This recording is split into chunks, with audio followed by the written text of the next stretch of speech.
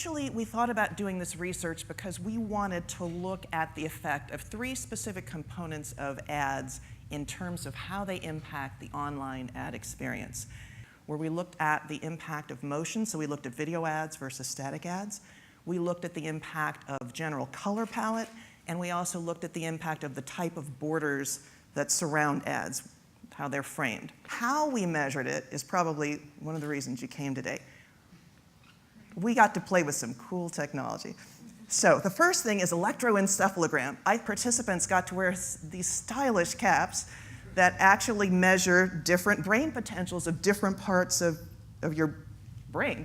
And you get interesting kinds of readouts like this. So each part of the cerebral cortex is telling you different information. And we were tapping all kinds of things. So that's one thing we did. You may be familiar with eye tracking research. If not, eye tracking actually follows the pattern of the eye as you're looking at anything, scanning information. And in order to interpret this, what you're looking for, the deeper colors indicate gaze time. So the red indicates on this picture that they looked there for the longest period of time.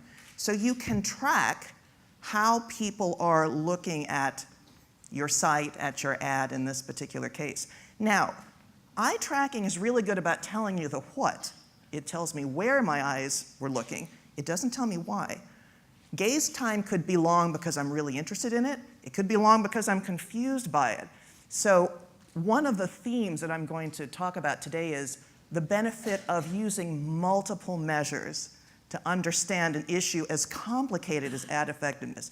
Any one of these by itself tells you one piece of the puzzle, but you want multiple puzzle pieces to figure out what it is that's going on.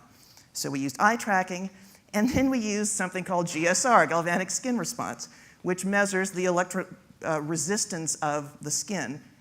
GSR gives you indication of emotional response. So this is a composite score for the results of motion. And as you can see, we've got the different demographics along the side. So let's look at the pattern between boomers, Gen X, and Gen Y on the impact of video versus static displays. You'll notice for boomers, not a lot of variability over the two. For Gen X, you can see that there's segments 0 to 2, 2 to 5, 5 to 8, 8 to 10. For Gen X, their responses are a little bit better for motion. Not a lot, they're both in the same range. But for Gen Y, very disparate, divergent results.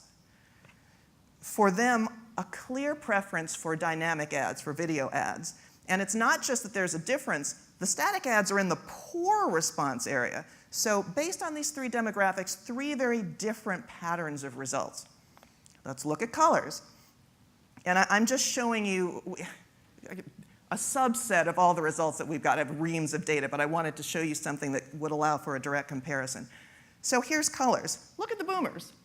Statistically, it made no difference to boomers what color palette you use.